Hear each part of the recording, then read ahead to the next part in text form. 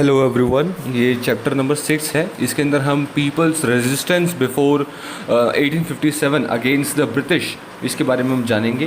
जैसे कि हम जान चुके हैं कि जो ईस्ट इंडिया कंपनी के लोग थे उन्होंने अपनी पूरे इंडिया पे एडमिनिस्ट्रेशन जो है बना ली थी अपनी, और हर जगह उनकी सुप्रीमेसी थी।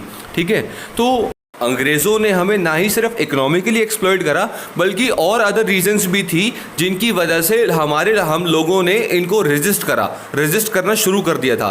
ठीक है, अब वो सवाल ये उठता है कि कौन कौन से लोग जो थे जिन्होंने सबसे पहले ये चिंगारी जलाई थी इनको रेजिस्ट करने की।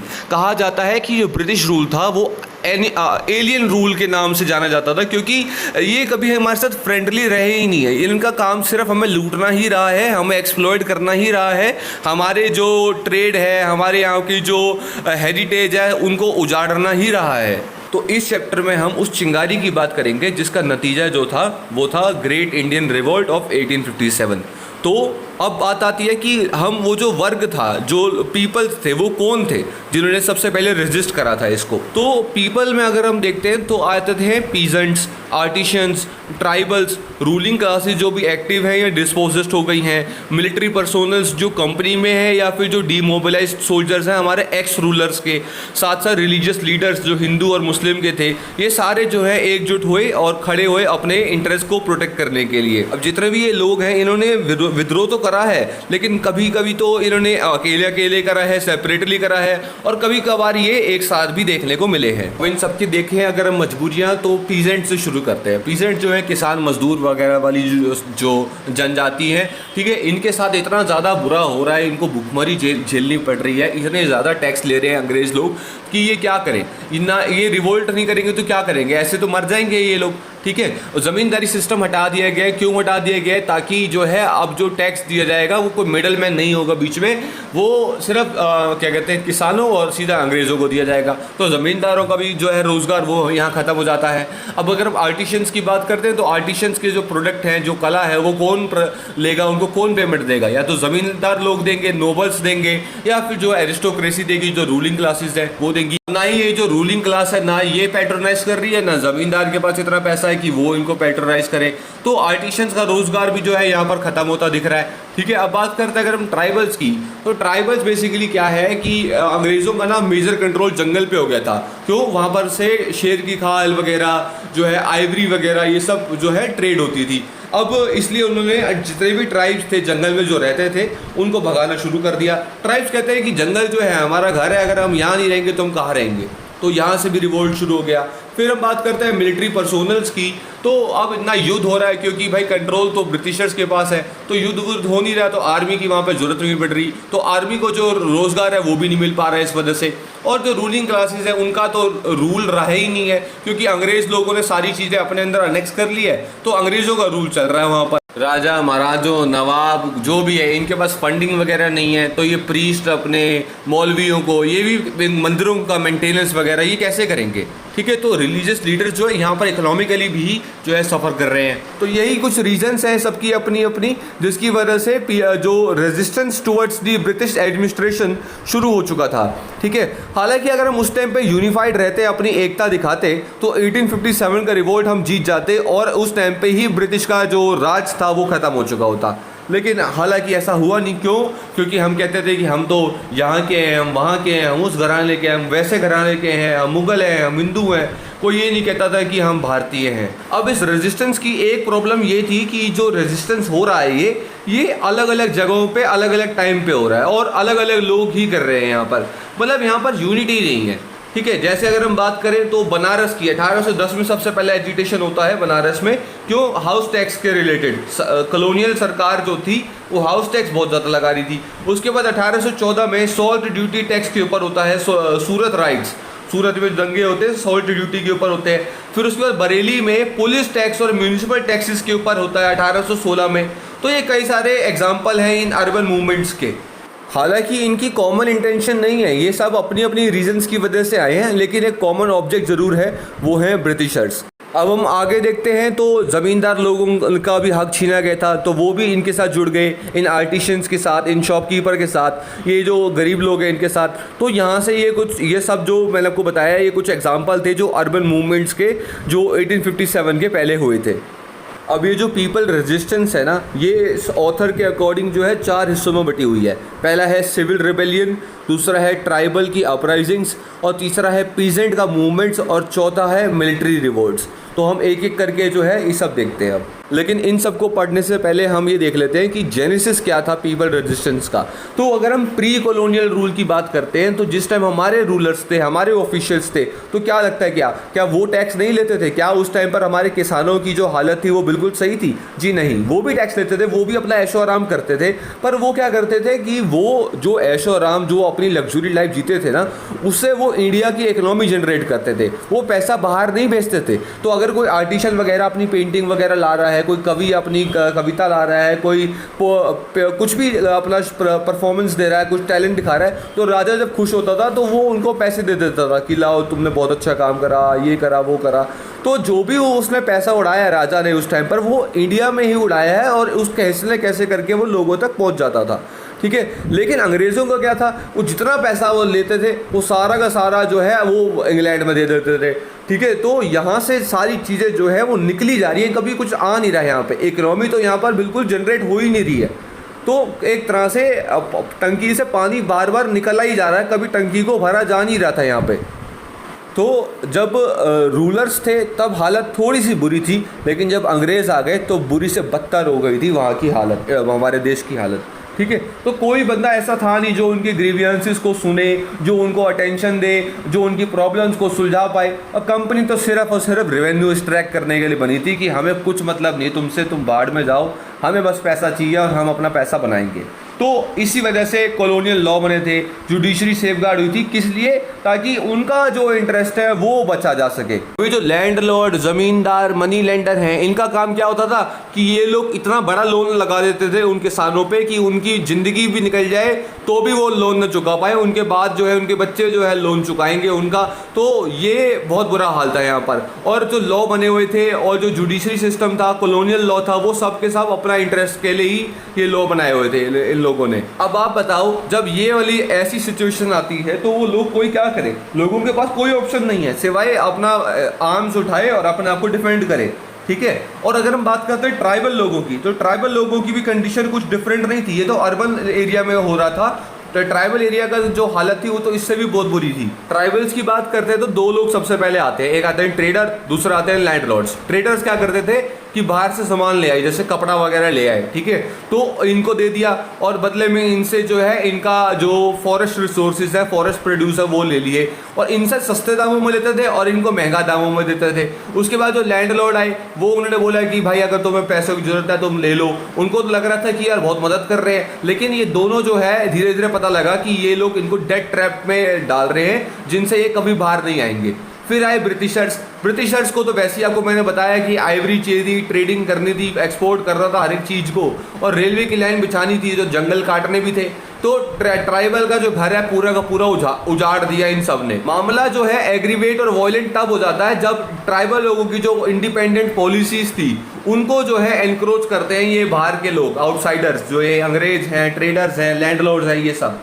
तो अब बात करते हैं उन पॉजिटिव फैक्टर्स की जिनकी वजह से इन लोगों का अपराइज हुआ है। ठीक है, तो land revenue settlement, new taxes की अगर बात करते हैं तो जैसे फॉर एग्जांपल अगर कुछ इनको नया करना है तो ये टैक्स बढ़ा देते थे। फॉर एग्जांपल अगर ये मराठों से युद्ध कर रहे हैं और बंगाल में राज कर रहे हैं तो बंगाल में एक नया टैक्स लगा देंगे कि हमें पैसा चाहिए तो तुम पैसा लाओ। इसके बाद आता है पीजेंट एविक्शन। अब क्या है कि मान लो हम जो है किसान परिवार हैं, हमारा जो है पूर्वज लोग सब लोग किसानी करते आए हैं आज तक, हमारी ये पूरा लैंड बना हुआ है, बहुत फर्टाइल लैंड है ये। ठीक है, अब अंग्रेज लोग आए, अंग्रेजों ने टैक्स लगाना शुरू कर दिया। अब इतना टैक्स लगाना शुरू कर दिया कि हम तो असमर्थ हैं भाई, कहाँ से लाएं इतना पैसा। तो अब क्या करा इन्होंने, हमारी लैंड ही छीन ली। तो ये बहुत बड़ा एक मेजर रीज़न रहा है। फिर ट्राइबल के जो लैंड में इंक्रोचमेंट कर रही है, एक वो रीज़न भी रहा था। ठीक है, फिर उसके बाद जो रूरल सोसाइटी थी उसको आप करप्ट कर रहे हो। कैसे कर रहे हो? ये इंटरमीडियरी रेवेन्यू कलेक्टर्स, ये टीनेंट्स, ये मनी लेंडर्स, इनको भेज रहे हो बार बार, ये हमें चूस रहे हैं और आप इनको जो है इनसे हथिया रहे हो पैसा। उसके बाद जो फॉरेस्ट लैंड था, एग्रीकल्चर लैंड था, उसका लॉस हो रहा है। इंडिया जो है अब हमारा कृषि देश था, लेकिन सारे जो प्रोड्यूस है हमारे, एग्रीकल्चर प्रोड्यूस हो या फॉरेस्ट प्रोड्यूस हो, उसका लॉस करे जा रहे हो आप लोग। और आप जो है प्रमोट कर रहे हो कि हम आपके जो गुड्स हैं वो मैन्युफैक्चर करें, ब्रिटिश मैन्युफैक्चर गुड्स हम प्रोड्यूस करें, और हमारी जो इंडिजीनियस इंडस्ट्री है, हमारी जो सोल इंडस्ट्रीज़ है, जो हमारे यहाँ की जो मेन इंडस्ट्रीज़ हैं, उनको आप डिमोलिश करवाने चाह रहे हो, उनको आप डिस्ट्रक्शन कर रहे हो उनकी। तो चलिए अब बात करते हैं हम अपने सिविल अपराइजिंग की, जिसमें हमारा पहला टॉपिक है सन्यासी रिवोल्ट, जो कि 1763 से लेकर 1800 तक चला था। तो इसकी कहानी शुरू होती है 1764 से। 1764 में क्या हुआ, बैटल ऑफ बक्सर हुई। ठीक है, बैटल ऑफ बक्सर हुई, उसके बाद जो हुआ ट्रीटी ऑफ इलाहाबाद साइन हुआ, जिसके अंदर ब्रिटिश ईस्ट इंडिया कंपनी को बिहार, बंगाल और उड़ीसा के दीवानी राइट्स आ गए थे, जिसमें क्या करा उन्होंने अपनी टैक्स की डिमांड इंक्रीज़ करना शुरू कर दिया। तो टैक्स की डिमांड इतनी ज़्यादा बढ़ गई कि भाई किसी के पास पैसे थे ही नहीं कि वो पैसे चुका पाएँ। लैंडलॉर्ड और हेडमैन तो इतने ज़्यादा तंग आ गए थे कि वो हाथ अपने खड़े कर बैठे थे कि नहीं भाई ये पैसे तो हम नहीं दे पाएंगे। उसके बाद जो आ गया फेमाइन, भूखमरी आ गई 1770 में, लेकिन ब्रिटिशर्स फिर भी टैक्स मांगे जा रहे हैं। इतना बुरा कंडीशन हो गया था वहाँ पर। क्या हुआ कि ये जो लैंडलॉर्ड्स थे, जो हेडमैन्स थे, ये लोग टैक्स दे नहीं पा रहे थे, तो क्या करा ब्रिटिशर्स ने, इनकी जो ज़मीन थी इनसे उनको बेदखल कर दिया कि भाई आप टैक्स नहीं पे कर पा रहे, तो ये टेरिटरी जो हो गई अब हमारी हो गई है। अब क्या होता था कि जो जितने भी सन्यासी थे, साधु संत वगैरह थे, उनको जो खर्चा, उनका रोज़गार या फिर जो भी उनकी ज़रूरतमंद की चीज़ें जो है वो कहाँ से मिलती थी, वो उनको लैंडलॉर्ड और उन्हीं हेडमैन से मिलती थी। कभी कभार तो ज़मीन भी मिल जाती थी इनको। तो क्या हुआ कि अब ना लैंडलॉर्ड और हेडमैन्स के पास कुछ आ रहा है, तो सन्यासी के पास भी कुछ नहीं आएगा। तो ब्रिटिशर्स का अब क्या था मानना, कि ब्रिटिशर्स का ये मानना था कि ये जो सन्यासी लोग हैं ना, ये कुछ नहीं है, ये ट्रेडिंग पिलग्रिम्स हैं। ठीक है, एक तरह से व्यापार करते हैं अपना, और एक जिप्सी हैं, ठग हैं हमारे हिंदुस्तान के, कुछ नहीं करते ये लोग, बस बैठे रहते हैं और धर्म के नाम पर जो है पैसा कमाते रहते हैं।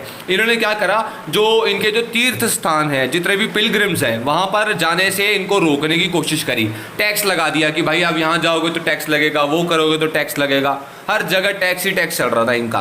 तो सन्यासी लोग क्या करते भाई, एकदम अगर आप कोई किसी शांत बंदे को बार बार छेड़ते रहोगे तो वो रिवोल्ट तो करेगा ही, रिबेल तो करेगा ही। तो ऐसे ही सन्यासी लोगों ने भी अब आंदोलन पे आ गए थे, और उनका जो रिवोल्ट था यहाँ से प्रचलित हुआ सन्यासी रिवोल्ट। सवाल ये होता है कि सन्यासी लोग जो रिवोल्ट था उसमें सन्यासी थे कौन। देखो, ज़रूरी नहीं है कि सिर्फ साधु संत ही सन्यासी थे। जो किसान थे, जो रूरल एरियाज़ के पुअर लोग थे, जो किसान थे जिनको टैक्स की वजह से जो है उनकी ज़मीन हड़प ली थी, जो ज़मींदार थे जिनकी ज़मीन हड़प ली थी, जिनको डिस्पोजेस कर दिया गया था, वो जो सोल्जर जिनको डिसबैंडेड कर दिया गया था, उनकी आर्मी से उनको निकाल दिया गया था, जो असमर्थ लोग हैं, जो गरीब लोग हैं, जिनका कोई सहारा नहीं है, वही सन्यासी बनेंगे। और डिफरेंट कैटेगरी के लोग जो थे इस मूवमेंट, इस रिवोल्ट में शामिल हुए थे। अगर हम इनके मेन लीडर्स की बात करते हैं तो मेन लीडर्स में सबसे पहले आता है मजनूम शाह। मजनूम शाह को मजनू शाह भी कहते हैं। उसके बाद आई देवी चौधरानी, और उसके बाद आया मूसा शाह, फिर चिराग अली, और लास्ट था भवानी पाठक। ये 1 2 3 4 5 बंदे थे जो मेन लीडर्स थे सन्यासी रिवोल्ट का। सन्यासी रिवोल्ट हुआ 1763 में शुरू हुआ, जैसे कि मैंने आपको बताया। तो ये लोग क्या करते थे, ये ब्रिटिश ईस्ट इंडिया कंपनी की फैक्ट्री में रेड मार देते थे, उनकी तिजोरियां लूट लेते थे। कभी कभार तो ऐसा भी हुआ कि जो उनकी जो आर्मी है उनके साथ डायरेक्ट लड़ाइयाँ भी इन्होंने लड़ी है। अब ईस्ट इंडिया कंपनी के ऑफिशियल चाहते थे कि जल्द से जल्द ये मूवमेंट को सप्रेस कर दिया जाए, लेकिन जो है मूवमेंट जो है वो अगर हम देखें तो मेजर डाउनफॉल हुआ वॉरेन हेस्टिंग्स के टाइम पे। जब वॉरेन हेस्टिंग्स गवर्नर जनरल बने तब इस मूवमेंट को क्रश करा गया, लेकिन फिर भी ये धीमी गति से चल ही रहा था, और एंड आया इसका 1800 में। 1800 जो ईयर था उसमें ये सन्यासी मूवमेंट जो है, सन्यासी रिवोल्ट जो है, कंप्लीटली जो है शट डाउन हो गया था। अब जो ये मूवमेंट था इसके अंदर इक्वल पार्टिसिपेशन हुई थी हिंदू और मुस्लिम्स की। तो हिंदू जो थे वो सन्यासी थे, और मुस्लिम जो थे वो थे फ़कीर। तो फ़कीर रिजोल्यूशन भी इसे हम कहते हैं। और फ़कीर लोग जो थे वो मदरिया सूफ़ी के ऑर्डर के अंडर थे, और सन्यासी लोग थे दसनामी नागा सन्यासी। ऐसे ये जो पूरा रिवोल्ट था सन्यासी रिवोल्ट, इसको हम फकीर सन्यासी रिबेलियन के नाम से भी कह सकते हैं। देवी चौधरानी का पार्टिसिपेशन हमें ये बताता है कि यहाँ पर जो अर्ली रेजिस्टेंस हो रहा था अगेंस्ट द ब्रिटिश, उसमें विमेंस का भी पार्टिसिपेशन रहा है और विमेंस का भी रोल रहा है। सेम चीज जो है शोकेस करी है बंकिम चंद्र चट्टोपाध्याय ने अपनी किताब देवी चौधरानी में। बंकिम चंद्र चट्टोपाध्याय का एक और किताब थी जिसका नाम था आनंद मठ। आनंद मठ भी एक तरह से हिस्टोरिकल नोवेल है, जो कि सेमी हिस्टोरिकल नोवेल है, सॉरी, जो कि बेस्ड है सन्यासी रिवोल्ट पर। और इसी किताब में ही वंदे मातरम गाना जो है लिखा गया था बंकिम चंद्र के द्वारा। अब वंदे मातरम जो है एक बंगाली कविता है जिनको बंकिम चंद्र चटर्जी ने लिखा था 1870 में, जो कि इंक्लूड करी थी इस बंगाली नोवेल आनंद मठ में 1882 1882 में। आप कंफ्यूज मत होइएगा, बंकिम चंद्र चटर्जी, बंकिम चंद्र चट्टोपाध्याय एक ही बंदे का नाम है, ठीक है। और इसी पोएम के फर्स्ट 2 वर्सेस को इंडियन नेशनल कांग्रेस की जो कांग्रेस वर्किंग कमेटी थी, उन्होंने अक्टूबर 1937 को हमारा national song of India declare कर दिया था। ब्रिटिशर्स के मन में सन्यासी के बारे में इतने क्रूअल विचार थे कि बस जैसे ही मिले इनको ये ख़त्म कर दें, क्योंकि टैक्स तो दे नहीं रहे और इनको सिर्फ चाहिए टैक्स, पैसा चाहिए सिर्फ। तो जो भी कोई रिबेलियन कैप्चर्ड होता, इनका ट्रायल चलता, ट्रायल क्या चलता, सीधा मार ही दिया जाता था, एग्जीक्यूशन होता था हमेशा। इनको टॉर्चर करके मारते थे, बहुत ही क्रूअल्टी से मारते थे इनको, ठीक है। इनके जो कॉमन पीपल हैं, जो इनको सपोर्ट करते हैं इन रिबेल्स को, उनको भी फांसी की सज़ा मिल जाती थी। इनके जो फैमिली मेम्बर्स हैं उनको अरेस्ट करा जाता था, उनके साथ ट्रायल चलाया जाता था और उनको भी क्या कहते हैं अनफेयर तरीके से एग्जीक्यूट कर दिया जाता था। और इनके जो क्लोज लोग थे उनको ब्राइब करी जाती थी ताकि इन्फॉर्मेशन निकाली जा सके। और जो लैंडलॉर्ड्स थे, जो नवाब थे, जो थोड़ी बहुत मदद कर रहे होंगे इनकी, उनको जो है क्या कहते हैं रिश्वत देते थे। उनको बोलते थे कि अगर आप हमारी मदद करोगे तभी आपको कुछ फेवर देंगे, अदरवाइज हम कुछ नहीं देंगे। तो ऐसे ब्लैकमेल वगैरह कर करके जो है ये सन्यासी मूवमेंट जो है वो सप्रेस कर दिया गया था। अब सन्यासी वालों के बंदों के पास वो साधु हैं और दबे कुचले लोग हैं, वो क्या ही रिवोल्ट करते, ना उनके पास आर्मी, ना उनको लीडरशिप, ना कुछ। तो अंत में उनकी हार ही होनी थी। चलिए अब अपना अगला सिविल अपराइजिंग रिवोल्ट देखते हैं, जिसका नाम है रिवोल्ट इन मिदनापुर एंड दालभोम। जो रिवोल्ट हुआ था वो शुरू हुआ था 1766 में और ख़त्म हुआ था ये 1774 में। अब आप ये जो एरिया देख पा रहे हो रेड सा जो बना हुआ वेस्ट बंगाल के यहाँ, ये है मिदनापुर। मिदनापुर में 3000 से भी ज़्यादा ज़मींदार और तालुकदार रहते थे और इन्हीं ज़मींदार और इन्हीं तालुकदार के जो रिलेशंस थे वो रायोत, RYOTS, उनके साथ भी अच्छे रिलेशनशिप बने हुए थे। जैसे कि आप जानते हो ब्रिटिशर्स को दीवानी राइट मिल गई थी तो वो टैक्स भी बढ़ा रहे थे अपना हर जगह। तो ज़मींदार तालुकदार जो लोग हैं बड़े परेशान थे इनसे कि यार ये इतना टैक्स वगैरह क्यों कर रहे हो। तो अब ये रिवोल्ट जो होता है वो ज़मींदार, तालुकदार, रायोत का साथ में ब्रिटिश लोगों का होता है, ठीक है। अब इनके जो लीडर थे वो थे दामोदर सिंह और जगन्नाथ ढाल। तो क्या हुआ 1772 में ब्रिटिशर्स ने इस रिवोल्ट को सप्रेस करने के लिए नया लॉ पास कर दिया जिसका नाम था न्यू लैंड रेवेन्यू सिस्टम, ठीक है। ये न्यू लैंड रेवेन्यू सिस्टम जो इंट्रोड्यूस हुआ था वो 1772 में हुआ था। आगे आने वाले 2 सालों में ही ब्रिटिशर जो है उनकी जीत हो गई और ये जो मूवमेंट है वो बंद हो गया। लेकिन क्या हुआ 1800 तक, जो 1800 के आते आते तक दलभूम, मनभूम, रायपुर, पंचेत, जैतभूनी, कारनागढ़ और बागरी जैसे इलाकों के जितने भी ज़मींदार, जितने भी तालुकदार, जितने भी रायोत थे, उनकी जितनी भी ज़मीनें थी वो सब जो है डिस्पोजस कर ली गई, इनसे छीन ली गई और वो है ब्रिटिशर्स के पास आ गई।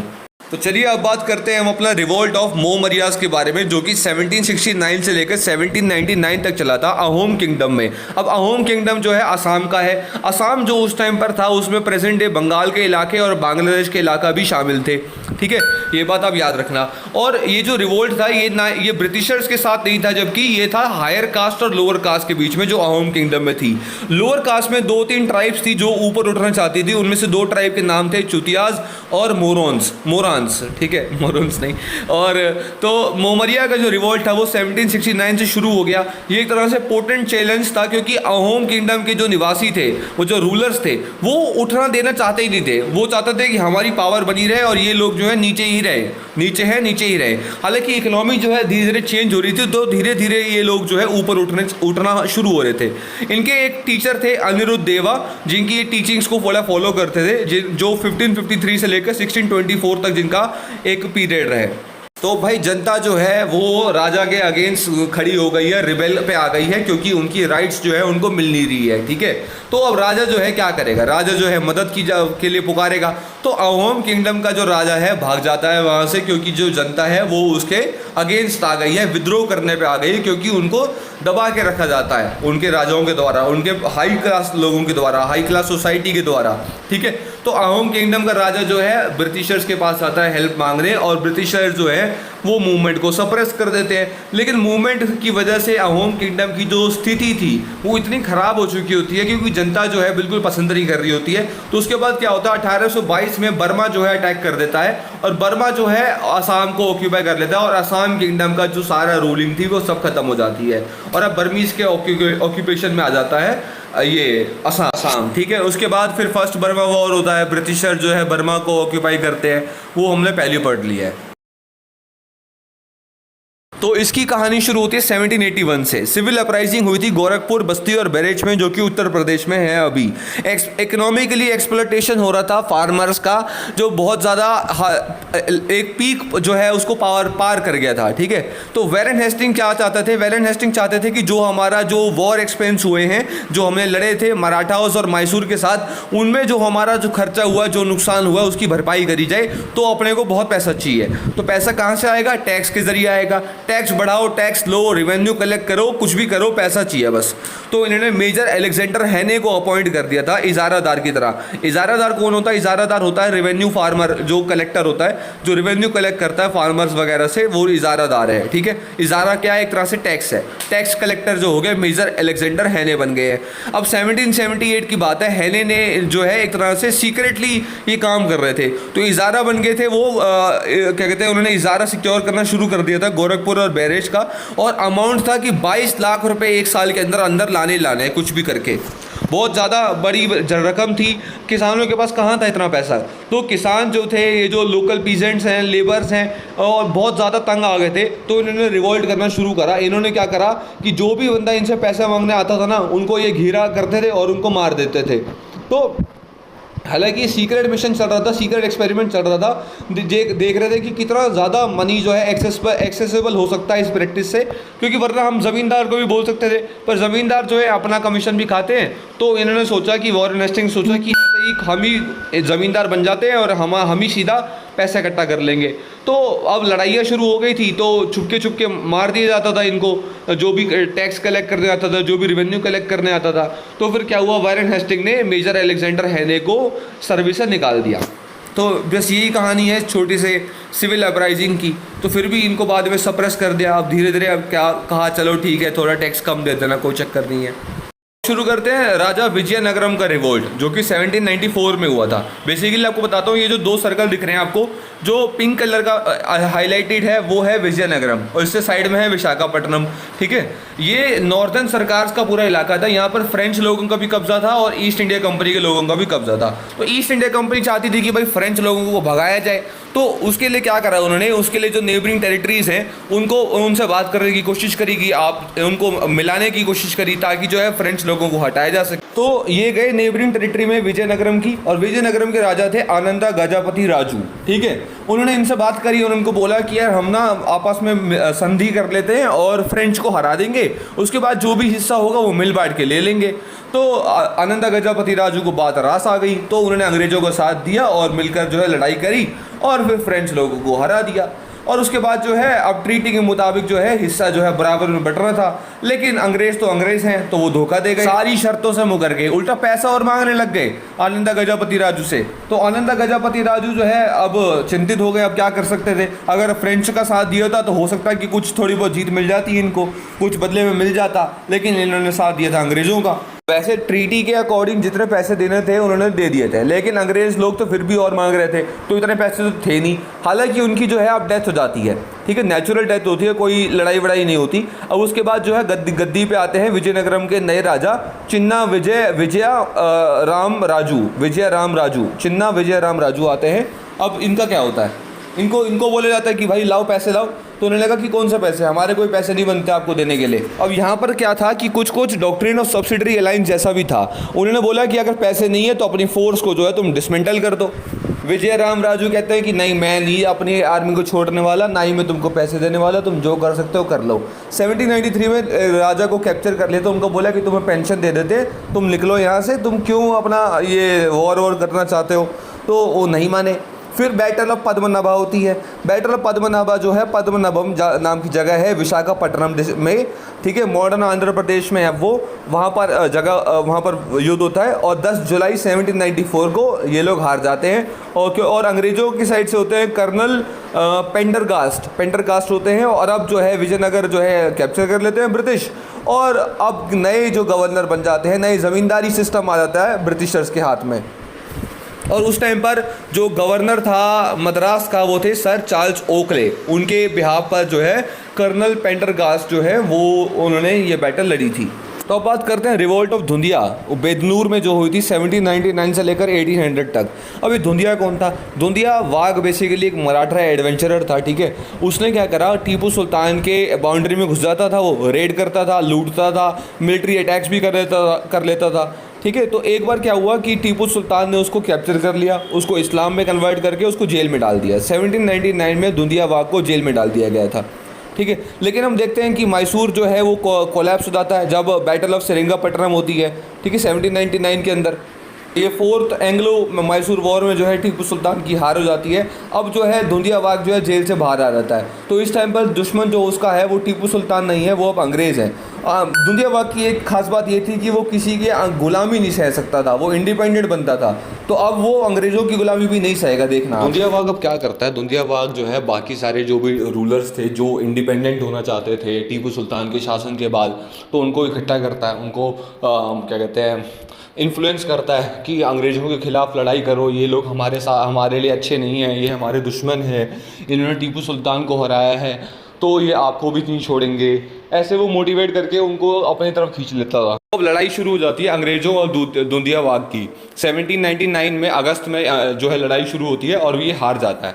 तो ये अब जो है भाग जाता है और मराठा डोमिनियन में जाके छुप जाता है, ठीक है। तो लेकिन जब तक जहाँ जहाँ ये जाता है वहाँ के सारे जो रूलर्स हैं या जो भी लोग हैं उनको ये अपने इन्फ्लुएंस में ले लेता है। इसकी एक ये खास बात थी कि ये नेशनलिज्म को प्रमोट कर रहा था और ये जो है वो मास को गैदर कर सकता था, मास लोग मतलब पॉपुलेशन को ये अपनी तरफ खींच लेता था। बहुत ही एबल रूलर था ये। तो ऐसे ही अंग्रेज़ों से लड़ते लड़ते लड़ते सितंबर 1800 में इसकी मौत हो जाती है। लेकिन इसके जो फॉलोअर्स हैं वो इसको अभी भी मतलब कुछ टाइम इसकी मौत मरने के बाद भी इसको याद करते हैं कि वो बोलते हैं कि ये ऐसे थे, इनके कहानियाँ सुनाते हैं वो। तो अब बात करते हैं 1797 केरला की। तो केरला में रेजिस्टेंस हुई थी केरला के वर्मा पझासी राजा की।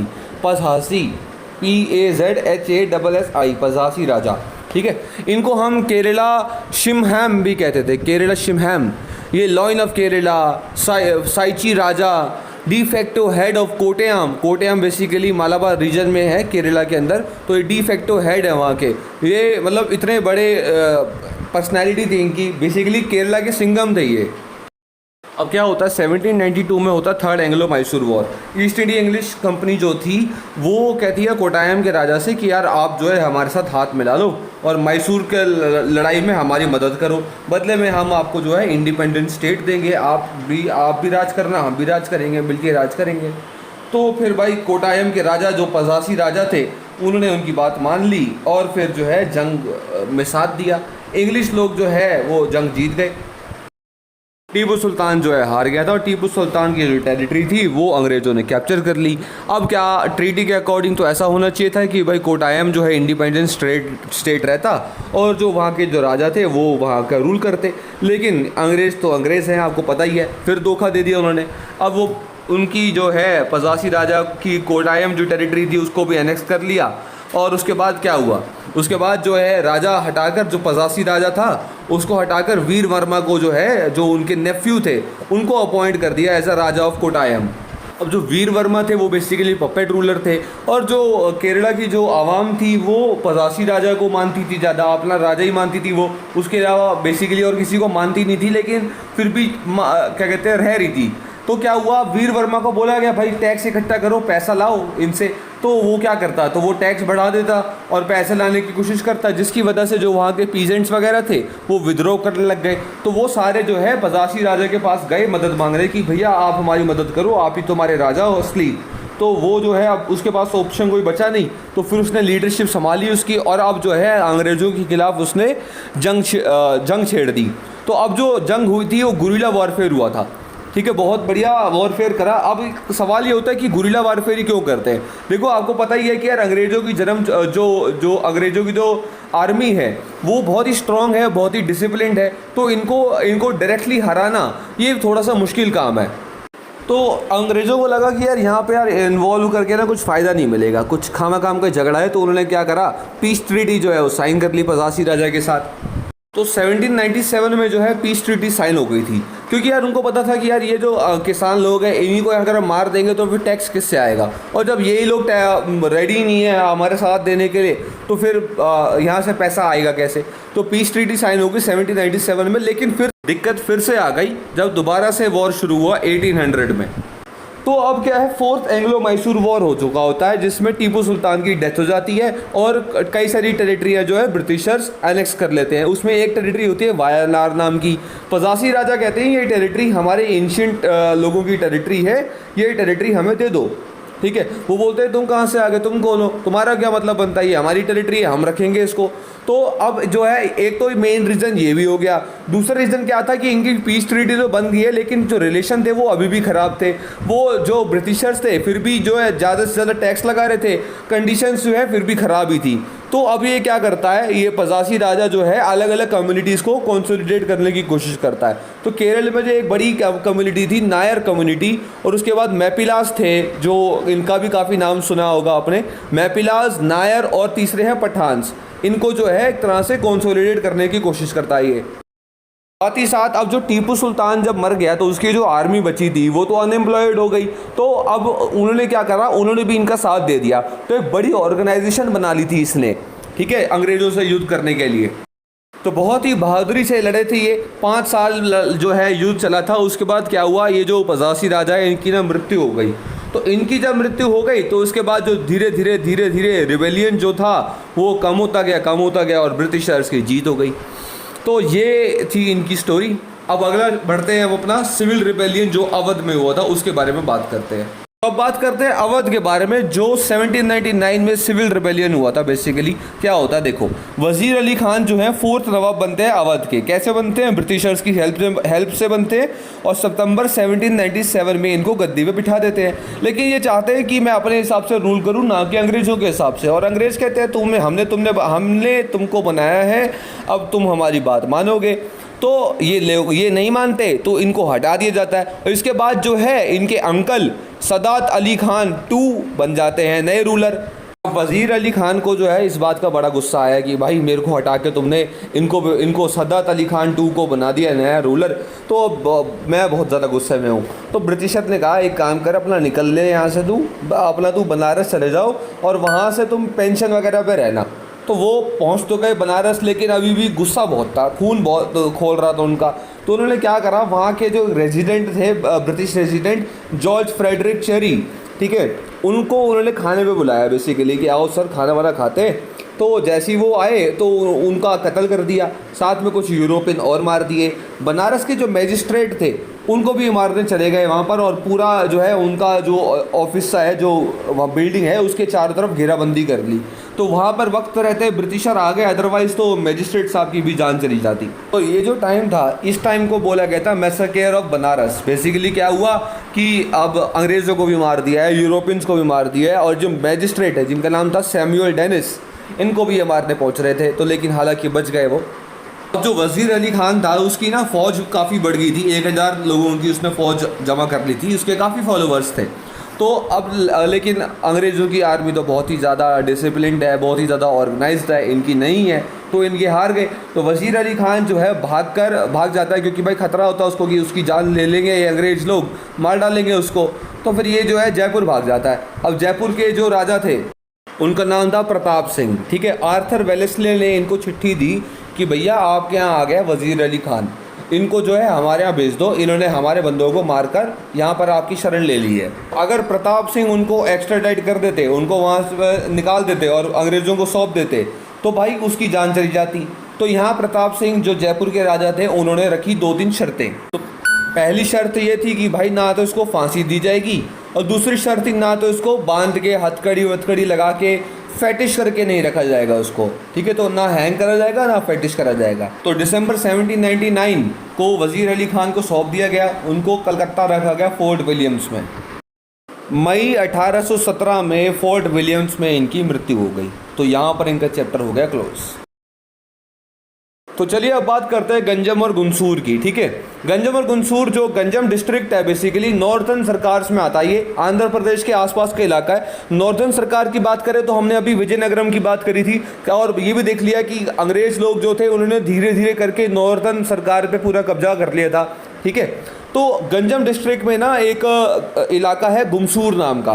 गुमसूर में बेसिकली वहाँ के जो ज़मींदार है, वहाँ का एक ज़मींदार है स्त्रीकरा भांज। इस ज़मींदार की उस एरिया में बहुत ज़्यादा चलती है, मतलब काफ़ी बढ़िया लीडर है ये, ठीक है। तो ये लोग जो है रेवेन्यू पे कर रहे थे 1797 तक, बड़े आराम से रेवेन्यू पे कर रहे थे। 1797 के बाद 1800 में ये ओपनली आया, बोलता है कि मैं अब रेवेन्यू पे नहीं करूँगा, मैं एक इंडिपेंडेंट रूलर हूँ, मैंने ब्रिटिशर्स की नहीं सुननी, तुम जो करना है तुम्हें जो कर लो, ठीक है। उसके बाद क्या है कि अब जो वहाँ के लोग किसान वगैरह थे उन्होंने इनको सपोर्ट करा काफ़ी ज़्यादा। अब इस ज़मींदार स्त्रीकरा भांज ने बाकी नेबरिंग टेरिटरीज़ के जो रूलर थे, छोटे मोटे रूलर्स थे, उनके साथ इसने अलायंस बनाना चाही। तो 1800 से लेकर 1804 तक जो है छोटे मोटे झगड़े वगैरह, हल्की फुल्की लड़ाई चलती रही। 1804 में बेसिकली एग्रीमेंट सा बन गया था इस ज़मींदार और अपने अंग्रेज़ों के बीच में।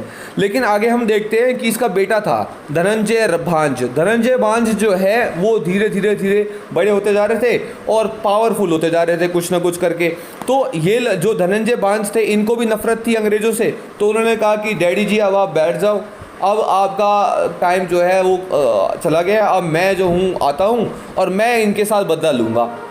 तो करीब 1807 या 1808 में जो है इसने गद्दी संभाली और अपने पिताजी को है साइड कर दिया और लड़ाई शुरू कर दी अंग्रेज़ों से। तो 1815 में इसको भी घुटने टेकने पड़ गए, तो ये भी बंदा हार गया। फिर धनंजय हार जाते हैं, लेकिन कुछ टाइम बाद जो है स्त्रीकरा भांज जो है वापस आ जाते हैं गंजम में। अब ज़मींदार उनको दोबारा से अपॉइंट कर देती है गवर्नमेंट, और गवर्नमेंट बोलती है कि भाई देखो, पहले आपने लड़ाई करी, फिर आपके बेटे ने लड़ाई करी, दोनों हार के बैठ गए, अब जो है अब आप एक काम करो, ज़मींदारी संभालो और हमें बदले में पैसा दो।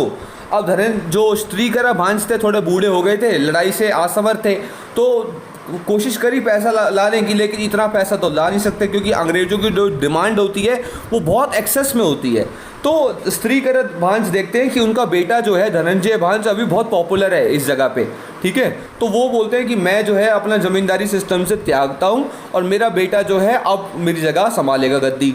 तो धनंजय भांज को फिर से रूलर बना देते हैं और बेसिकली अब ये क्या करता है, दोबारा से रिबेल करता है, सेकंड टाइम दोबारा रिबेल करता है और इतना बढ़िया शानदार रिबेल करता है कि ये गुमसूर और कोलाइडा नाम की जो वो थे विलेजेस थे वो उसको ऑक्यूपाई कर लेता है नवंबर 1835 में।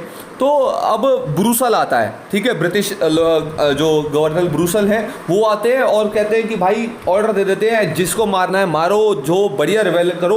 बहुत बढ़िया रिवोल्ट होता है उसके बाद, और दिसंबर 1835 में धनंजय की मृत्यु हो जाती है। लेकिन बात यहाँ ख़त्म नहीं होती। धनंजय इतना पॉपुलर था कि उसके फॉलोअर्स जो है इसके मरने के बाद भी रेजिस्टेंस करने की पूरी कोशिश करते रहे।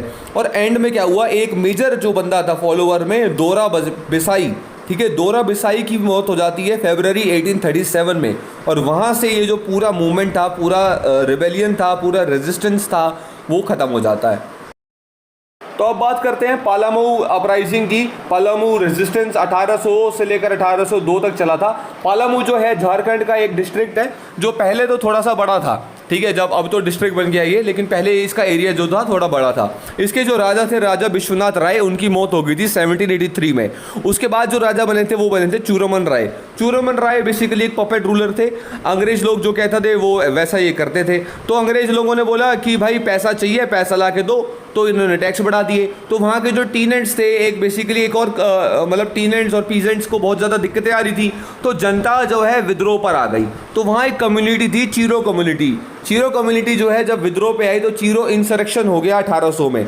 चीरो कम्युनिटी के जो लीडर थे वो थे बुखान सिंह। बुखान सिंह भी एक चीरो थे। तो अब राजा और जनता के बीच में लड़ाई हो गई है। राजा जो है ब्रिटिशर्स के पास जाता है हेल्प लेने और उनको बोलता है कि आओ इस इंसरेक्शन को रोको, सप्रेस करो।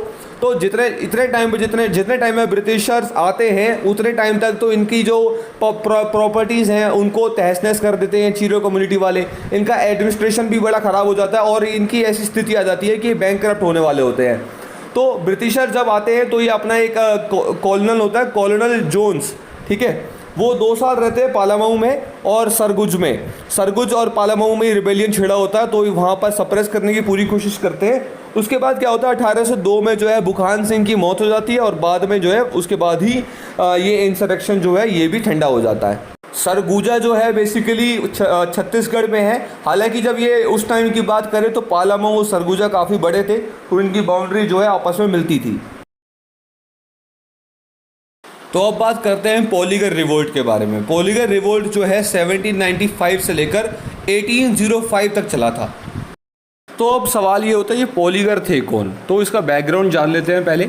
तो विजयनगर एम्पायर आपको पता ही है, विजयनगर एम्पायर जो साउथ में एम्पायर था पूरा का पूरा, बहुत बड़ा एम्पायर था।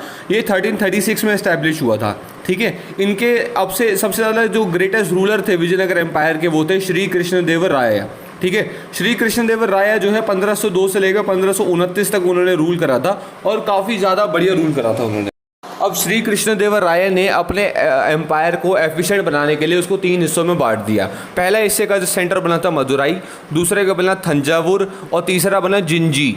इन तीनों पार्ट की एडमिनिस्ट्रेशन को रूल करने के लिए एक एक हेड को जो है नियुक्त करा गया था और इन जो 3 हेड थे इनको बोला जाता था नायक। तो उसके बाद क्या हुआ, अब हर एक नायक जो है उसके पास एडमिनिस्ट्रेटिव डिवीजन्स आ गए। तो कई सारे एरियाज एडमिनिस्ट्रेटिव डिवीजन जो है उस नायक के कंट्रोल में थे और नायक किसके कंट्रोल में था, श्री कृष्णदेवराय के। जितने भी एडमिनिस्ट्रेटिव डिवीजन्स थे उनका हेड बना पॉलीगर। तो पहले सबसे ऊंचा जो हायर पोस्ट है वो है कृष्णदेवराय की, उसके बाद आते हैं नायक, नायक के बाद आते हैं पॉलीगर्स, ठीक है। तो ऐसे 3 टियर सिस्टम बना रखा था ये अपने श्री कृष्णदेवराय ने। अब बात करते हैं पॉलीगर्स की। तो पॉलीगर बेसिकली सेमी इंडिपेंडेंट प्रिंसिपैलिटीज़ हैं। अब ये कैसे हैं, देखो इनकी खुद की स्टैंडिंग आर्मी थी, इनके खुद के प्लेसेस और खुद के फोर्ट्स थे, इनको टैक्स कलेक्ट करने की इजाज़त थी। अब जैसे मान लो 10 रुपये ये कलेक्ट करते हैं तो एक हिस्सा जो है 2 रुपीज़ या 1 रुपी जो है ये अपने पास रखेंगे, बाकी जो है नायकों को देंगे, नायक जो है फर्दर किंग को देगा। उसके बाद लॉ एंड ऑर्डर मेंटेन करने की जिम्मेवारी भी इनकी थी और साथ में इनका जो एरिया है वो प्रॉस्पर कैसे हो, उसकी ग्रोथ कैसे हो, उसके लिए ये रिस्पॉन्सिबल थे। तो उसमें इन्वेस्टमेंट भी ये लोग करते थे। तो जैसे जैसे विजयनगर एम्पायर वीक होता गया वैसे ही ये जो पॉलीगर्स थे ये वहाँ के लोकल रूलर बन गए थे। इनकी पावर जो दिन पर दिन बढ़ती जा रही थी। तो हमने देखा एंग्लो मैसूर वॉर के बाद क्या हुआ कि ये जो विजयनगर एम्पायर है वहाँ पे मैसूर बन गया है, ट्रेवनकोर बन गया है, कार्नेटिक बन गया है ना। तो कई सारे हिस्सों में बढ़ गया था ये। कार्नेटिक की बात करें तो कार्नेटिक के नवाब थे वल्लाजा, ठीक है। 1781 में अंग्रेजों ने इनको बनाया था रूलर। तो क्या करा इन्होंने, कार्नेटिक और की जो मैनेजमेंट है और तिरुनेलवेली और जो कार्नेटिक के जितने भी प्रोविंसेस हैं उनका मैनेजमेंट, उनका कंट्रोल जो है ईस्ट इंडिया कंपनी को थमा दिया इन्होंने। एक बात पॉलीगर्स की, तो पॉलीगर जो है इससे नाखुश थे। तो उन्होंने कहा कि हम जो है ब्रिटिश ईस्ट इंडिया कंपनी को टैक्स नहीं देंगे। तो उन्होंने कहा, ब्रिटिश ईस्ट इंडिया कंपनी ने कहा तुम आज से हमारे दुश्मन हो। तो यहाँ से जो है लड़ाई सी शुरू हो गई थी ब्रिटिश ईस्ट इंडिया कंपनी के बीच में और पॉलीगर्स के बीच में। पॉलीगर्स जो हैं अब इन सब ने एक तरह से अलायंस बना लिया अपना। तो अब भाई बैटल शुरू हो चुकी है पॉलीगर्स और ब्रिटिश ईस्ट इंडिया कंपनी के बीच में। 1795 से ये चली थी और 1799 तक ये चली, ठीक है। अब एक एरिया था पंजायन कुरुची, ठीक है। पंजायन कुरुची के पॉलीगर थे कट्टा बोमन नायकन। ये कट्टा बोमन नायकन ही लीडर थे इन पॉलीगर इंसरेक्शन का जो चली थी 1795 से लेकर 1799 तक। पहली जो बैटल थी वो तो इन्होंने जीत रही, पॉलीगर लोगों ने जीत रही। उसके बाद क्या हुआ, ब्रिटिश ईस्ट इंडिया कंपनी की इतनी बड़ी सेना है तो उन्होंने और सेना मंगवा ली और दोबारा से अटैक करा और इस बार जो है ब्रिटिश ईस्ट इंडिया कंपनी वाले जीत गए। तो अब क्या हुआ, जो कट्टा बोमन नायकन जो था वो पुडुकोट्टाई के फॉरेस्ट में जाकर छुप गया और ब्रिटिश ईस्ट इंडिया कंपनी ने रखा इनाम कि भाई जो बंदा भी कट्टा बोमन नायकन की खबर देगा उसको हम बहुत एक भारी कैश प्राइज देंगे, काफ़ी बड़ा। अब जो पुडुकोट्टाई के राजा थे उसका नाम था एटापम। एटापम को ये खबर पता लग गई थी कि भाई ये जो कट्टा बोमन नायकन है यहाँ छुपे हुए हैं। तो उन्होंने ब्रिटिश ईस्ट इंडिया कंपनी को बता दिया कि भाई कट्टा बोमन यहाँ पर है। तो फिर क्या होना था, ब्रिटिश ईस्ट इंडिया कंपनी वहाँ पर आई, कट्टा बोमन नायकन को ना ब्रिटिश लोग पकड़ के ले गए और फिर पब्लिकली उनको हैंग करा गया। 16 अक्टूबर 1799 को समाज के आगे बीच बड़े चौबारे में इनको टंगा दिया गया।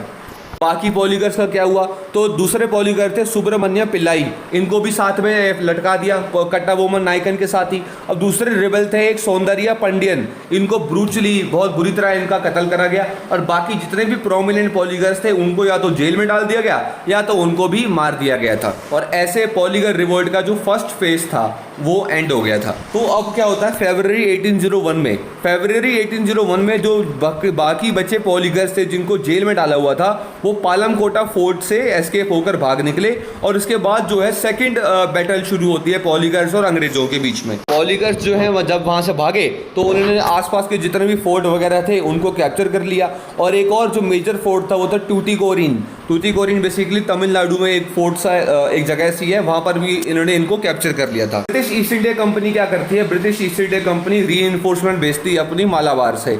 तो ये लोग जो है भाग जाते हैं सीरागंगाई पे। अब सीरागंगाई क्यों भागते हैं कि वहाँ पर बेसिकली मराठू रिबेलियन चल रहा था वहाँ पे। एक जो सेकंड फेज के पॉलीगर थे उसमें एक और एमिनेंट पर्सनैलिटी थी, ओ मथुराई जो थे कट्टा बोमन के भाई थे, ठीक है। तो अब ये शिव गंगा पहुंच गए। अब मराठू रिबेलियन को लीड कर रहे थे मराठू पांडियन, ठीक है। मराठू पांडियन के साथ साथ अब ये पॉलीगर्स भी उसमें शामिल हो गए थे। तो अब क्या होता, अक्टूबर 1801, फरवरी 1801 में ये वहाँ पहुँच गए थे। अक्टूबर 1801 में मराठू रेबेलियन को भी सप्रेस कर दिया था ब्रिटिशर्स ने। उसके बाद क्या होता है कि एक न्यूज़ आती है कि जितने भी कार्नेटिक का नवाब जो है वो क्या करता है, अपनी सिविल और अपनी मिलिट्री एडमिनिस्ट्रेशन जो है जितने भी टेरिटरीज हैं उसके पास पूरी की पूरी कार्नेटिक में वो सरेंडर कर देता है ब्रिटिश को। और अब क्या होता है, जो नॉर्थ आर्कोट के पॉलीगर्स थे वो भी रिबेल करने आ जाते हैं। तो एक बार वजह ढूंढ लेते हैं कि नॉर्थ आर्कोट के पॉलीगर्स जो हैं वो क्यों रिबेल कर रहे थे। तो वहाँ पर एक तरह से कवाल सिस्टम होता था। Kawal system basically watch dog का काम करते थे। जैसे मान लो हमारे खेत में अगर जानवर घुस जाते हैं तो कवाल जो है वो देखेंगे कि अगर कोई जानवर ना घुस जाए, और कवाल को जो है एक तरह से पेमेंट भी मिलती थी, और जो पेमेंट मिलती थी उसके बाद जो टैक्स जाता था वो पॉलीगर्स को जाता था। तो Kawal system basically hereditary custom था, ठीक है। और तो ये जो सिस्टम था खासकर ये तमिलनाडु के एरियाज़ में मेंशन था, और संगम लिटरेचर जब आप पढ़ोगे तो वहाँ पर भी आपको ये देखने को मिल जाएगा।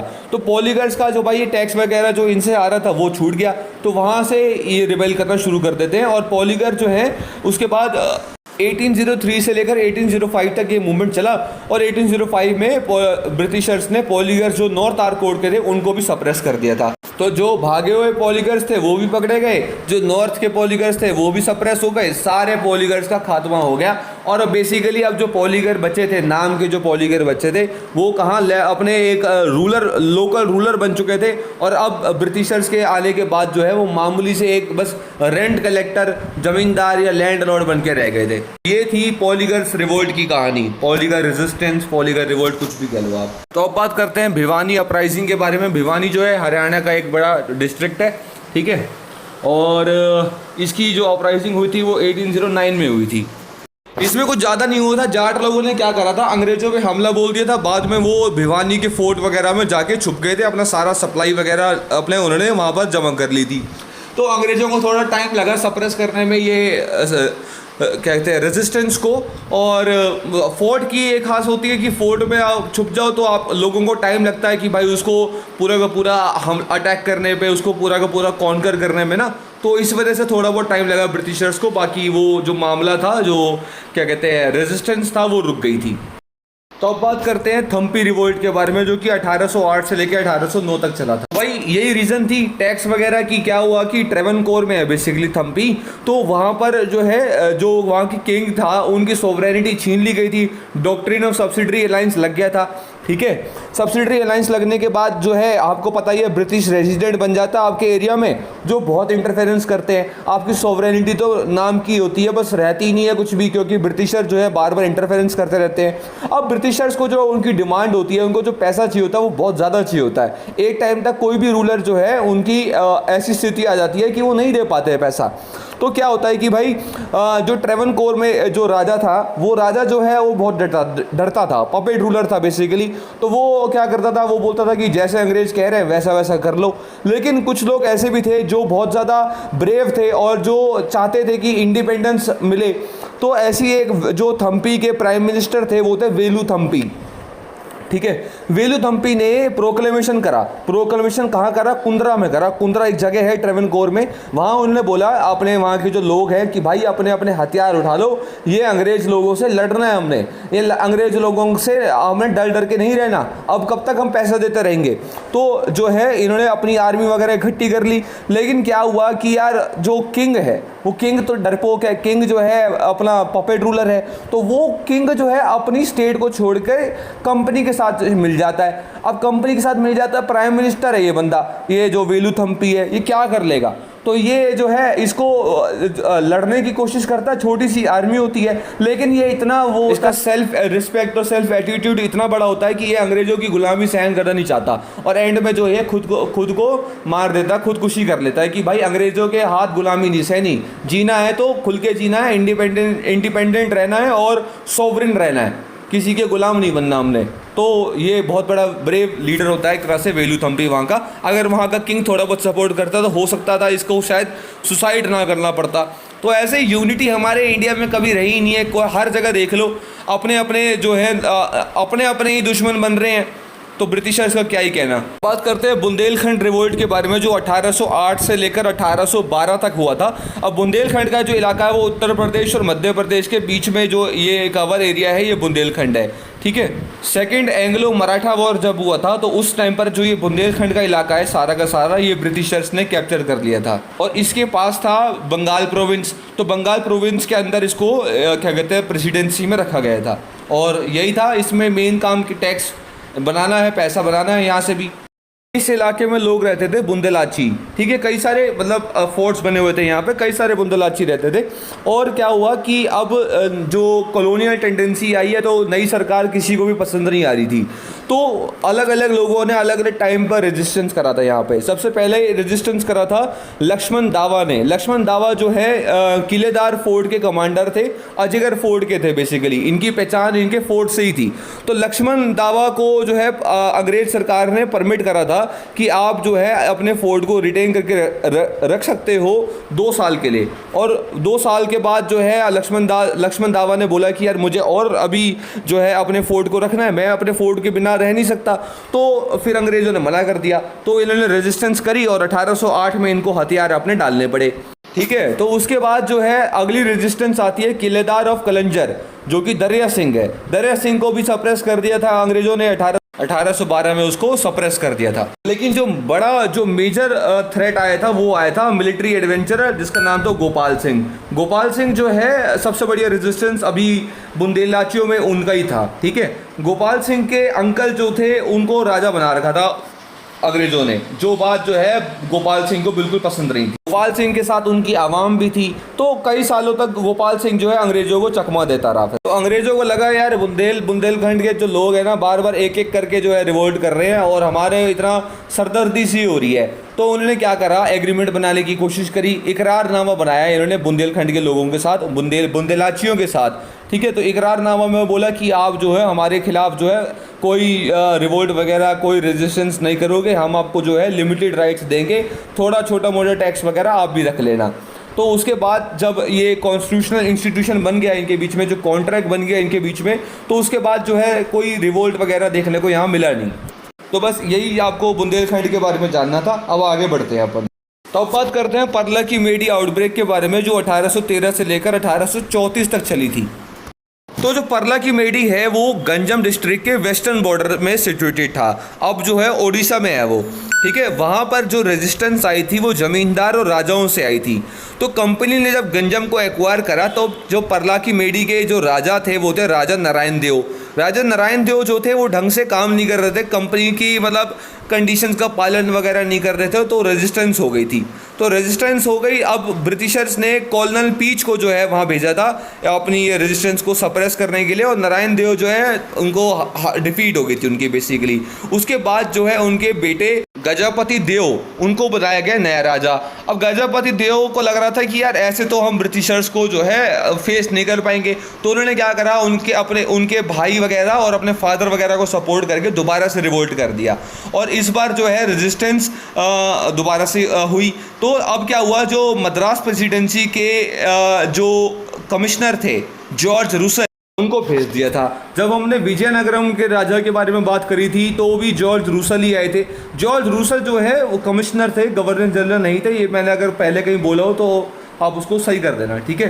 तो इतने ब्रूचुअल थे, इनको पूरा ऑर्डर दिया था भाई जिसको मारना है मारो, जिसका कत्ल करना है करो, सप्रेस करके आओ इनको, ठीक है। 1832 में ये आए और फिर जो है मामला जो है सप्रेस कर दिया। 1834 तक जो है ये परला की मेडी आउटब्रेक जो है वो शांत हो गया था, पूरा काम डाउन हो गया था। तो पर्ला की मेडी आउटब्रेक जो है नॉर्थन सिरकार्स में आता है, याद रख लेना। स्पेलिंग क्या है नॉर्थन की तो पता आपको, सिरकार की CIRCARS। तो बात करते हैं कच्छ रिबेलियन की। कच्छ रिबेलियन जो हुआ 1816 से लेकर 1832 तक चला था। बेसिकली क्या हुआ, 25 दिसंबर 1815 में ब्रिटिश फोर्स जो है कर्नल ईस्ट के अंडर जाके, कर्नल ईस्ट के अंडर थी, और उन्होंने गायकवाड़ जो है बड़ौदा स्टेट के, बड़ौदा जो है गुजरात में है, ठीक है, उन्होंने मिलकर अटैक कर दिया अंजार जो है कच्छ में आता है, ठीक है। अब अंजार के जो राजा हैं वो राजा राव भरमाल टू हैं, ठीक है, और इनके चीफ मिनिस्टर हैं राणा हंसराज जो है रिफ्यूज़ कर रहे थे सरेंडर करने के लिए। उसके बाद क्या हुआ कि लड़ाई हुई, तो अंजार का एक पोर्ट है टूना, वो ऑक्यूपाई कर लिया ब्रिटिशर्स ने, ठीक है। फिर उसके बाद जो है भुज ऑक्यूपाई कर लिया, उसके बाद लाकोंड ऑक्यूपाई कर लिया 3 जनवरी 1816 को, और ऐसे 14 जनवरी 1816 को जो राव भरमाल टू है वो एग्री कर गए कि ठीक है भाई, डॉक्ट्रिन ऑफ सब्सिडी अलायंस लगाओ यार, अब आप जो है हमारा एरिया ले लो। तो अब राव भरमाल टू जो है उनको दे दिया गया कि आप रूल करोगे, लेकिन हमारी सुजरैनिटी होगी, और एक ब्रिटिश रेजिडेंट बना दी जाएगा भुज में, और कलेक्टर बन जाएंगे अंजार के कैप्टन मैकमुर्डो।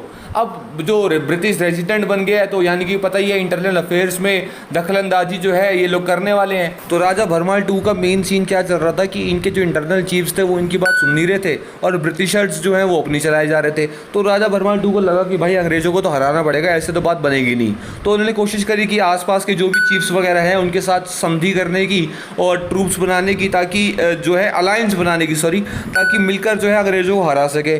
तो कुछ गद्दार निकले, उसमें से कुछ चीफ्स से जडेजा चीफ्स जो थे वो अंग्रेज़ों को साथ देने चले गए, और ब्रिटिश ट्रूप्स ने भुज पर अटैक कर दिया, और 25 मार्च 1819 को राव भरमाल टू जो है हार गए। फिर कच्छ ने आक्रमण कर दिया। तो ऐसे अब ब्रिटिशर्स को लग रहा था कि यार ये तो लड़ाइयाँ होती रहेंगी, तो बीच का कोई रास्ता अपनाया जाए। तो कोई एग्रीमेंट उन्होंने बनाने की कोशिश करी। एक और बात आपको बता दूं कि कच्छ जो है वो पूरा प्रिंसली स्टेट रहता है 1948 तक। 1948 के बाद जो है इसको ऑप्शन दिया जाता है कि भाई या तो तू इंडिया चूज़ कर ले या तो तू पाकिस्तान चूज़ कर ले। तो ये लोग जो है इंडिया को चूज़ कर लेते हैं, और फिर जो है कच्छ जो है हमारे इंडियन स्टेट्स में शामिल हो जाता है। तो इस वीडियो में सिर्फ हम इतना ही डिस्कस करेंगे। आगे जो इसका चैप्टर 6 का जो बाकी टॉपिक बचे वो हमारे पार्ट 2 में कवर हो जाएंगे। So till then, thank you, have a nice day.